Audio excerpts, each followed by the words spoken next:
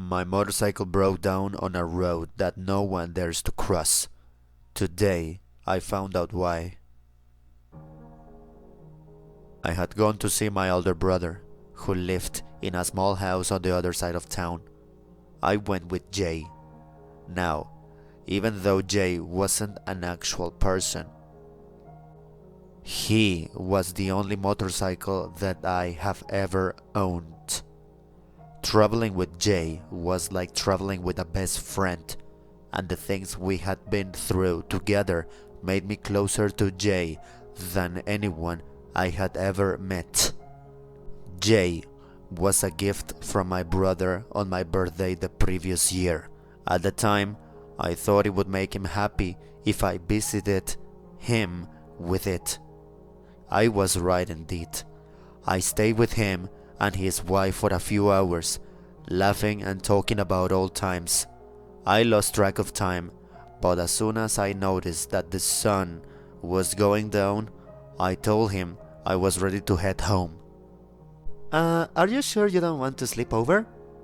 He said, holding my shoulder as he accompanied me outside.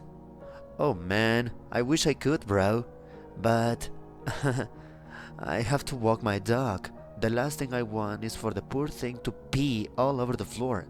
It's a rescue dog, so I'm still working on getting a good schedule down for her. We said our goodbyes as a chorus of locusts and crickets chirped in the background. I left just as the sun dipped beneath the horizon.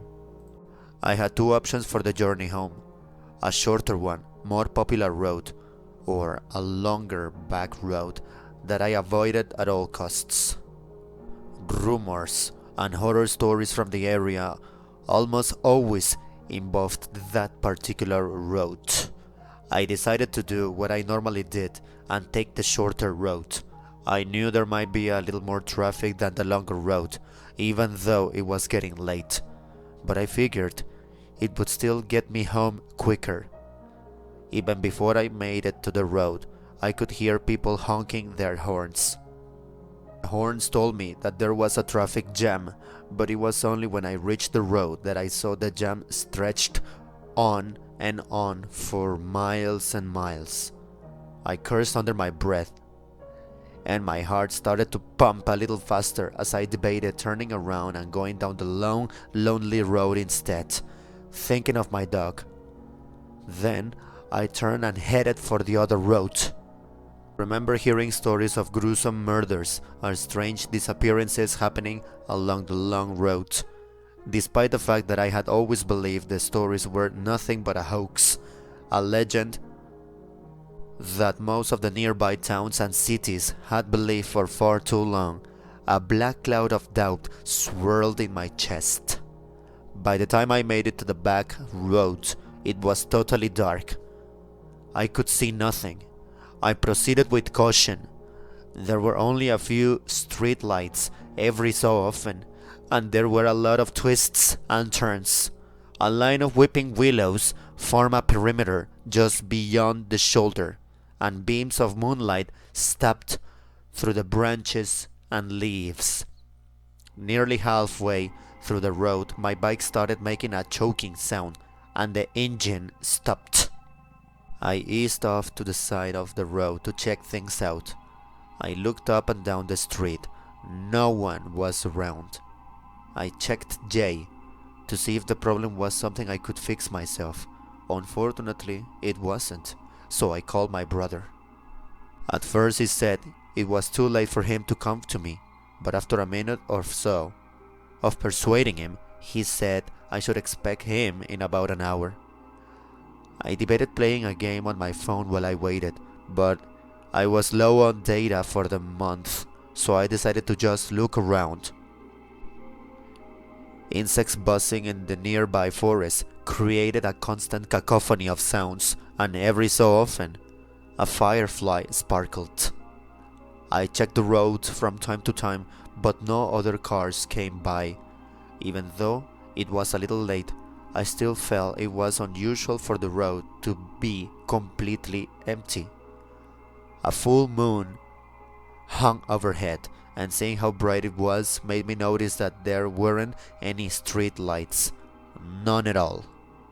The minutes ticked by, but they felt like hours. I checked my phone and I started to panic. The screen had dimmed and the low battery warning appeared, and suddenly everything about the situation just felt too wrong, like I was out a scene in one of the Final Destination movies. In an attempt to conserve the last bit of battery life my phone had, I turned the screen brightness to the lowest setting and put it to sleep in my pocket. All by myself on the dark, empty road. A deep sense of loneliness rolled in like a thick fog. The buzz of the insects grew louder until it turned into a ringing in my ears.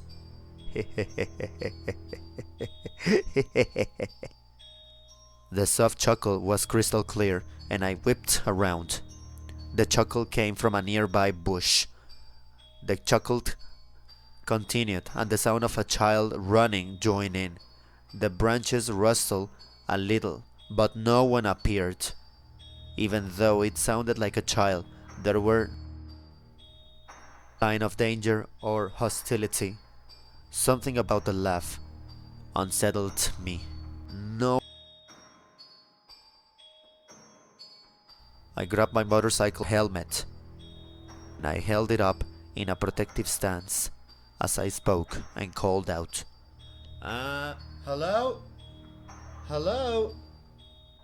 Hello? Hello?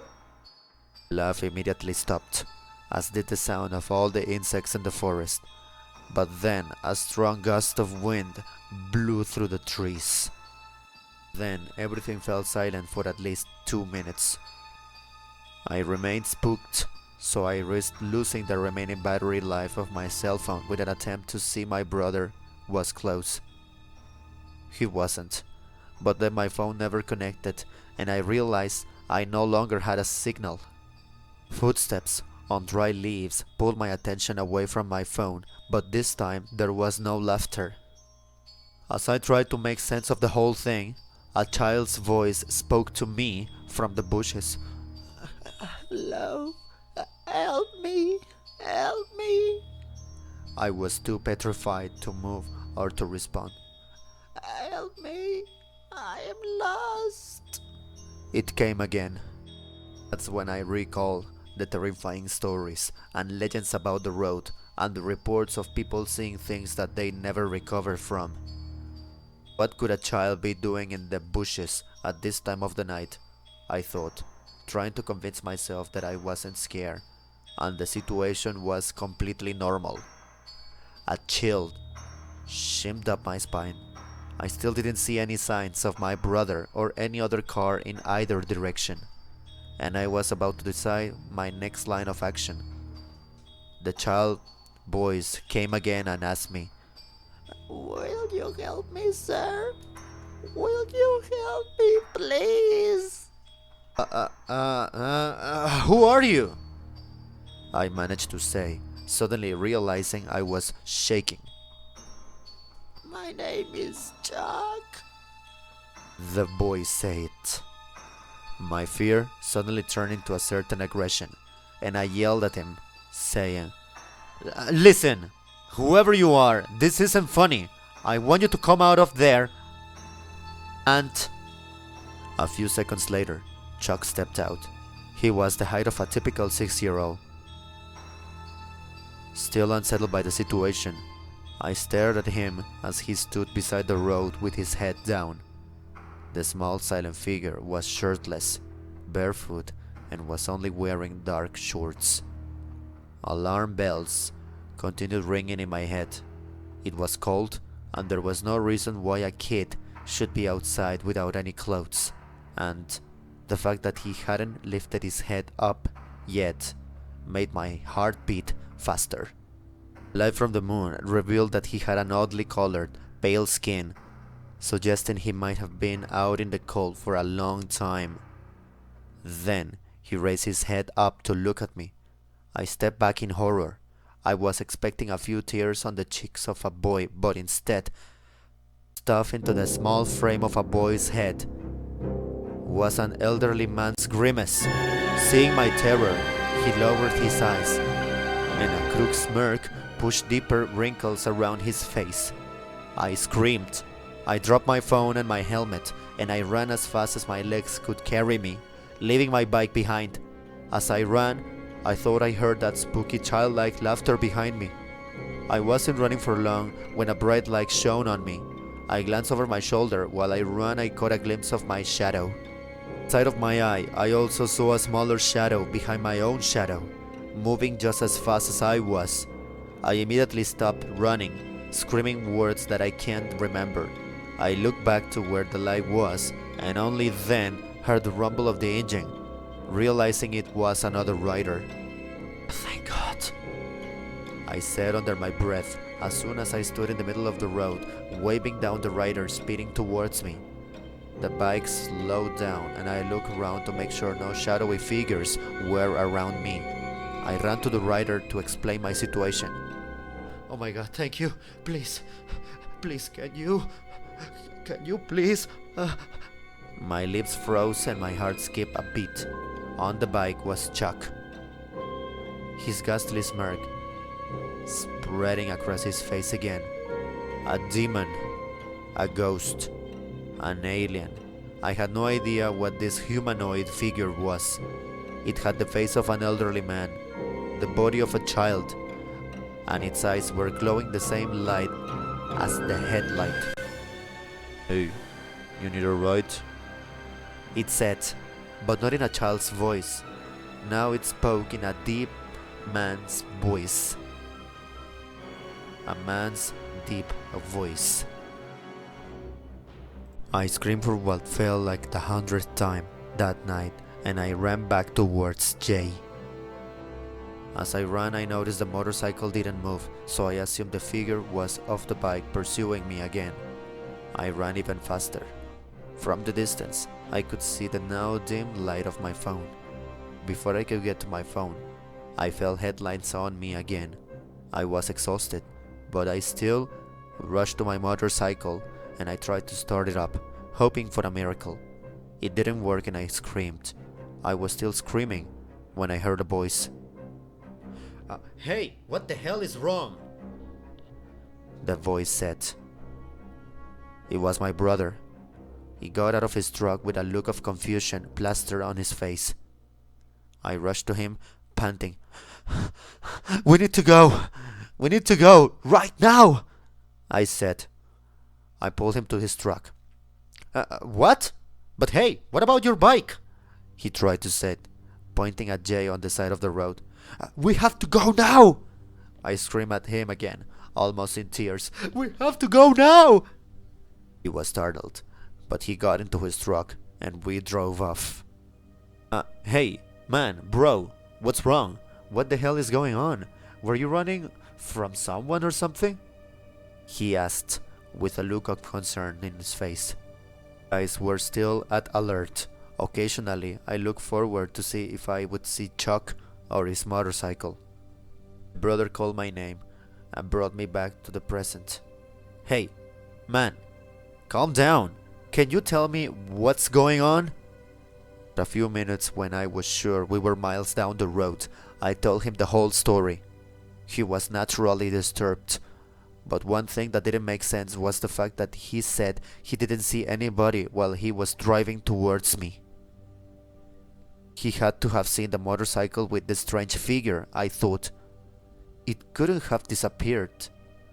Or could it? He dropped me off at my house. After I said I didn't want to go to the police that night, I fed my dog. I let it run around outside for a bit and wept like a boy the whole time. After my dog had been fed and walked, and I had eaten a little, I sat on my sofa and I dwelled on the events of the night. A faint tapping registered on one of the windows in front of the house. My nerves shot straight through the roof. I listened as my heart began to beat faster. My dog made me jump when it started barking. I knew there was trouble. I hugged myself and I hoped it was a burglar or a vandal. Anyone but Chuck. There were no sounds for a few minutes. I ran and I checked all my windows. When I saw no sign of forced entry, I was relieved. It was probably all in my head. As I headed back to my room, I froze at the sound of that horrific, childlike laugh again. It took me a bit to figure out where it was coming from, but I soon realized it was coming from my front door. My breathing became irregular. My heart picked up the pace and my palms got sweaty. I grabbed a bat from the nearby closet and I made my way through the door. I slowly opened it with the bat raised and I looked around. There was nothing there. My dog came out still barking at what I couldn't see. He was scared and startled, but not as scared and as startled as I was. I no longer live there, and I don't own Jay anymore. It was by far the most terrifying thing that has ever happened to me.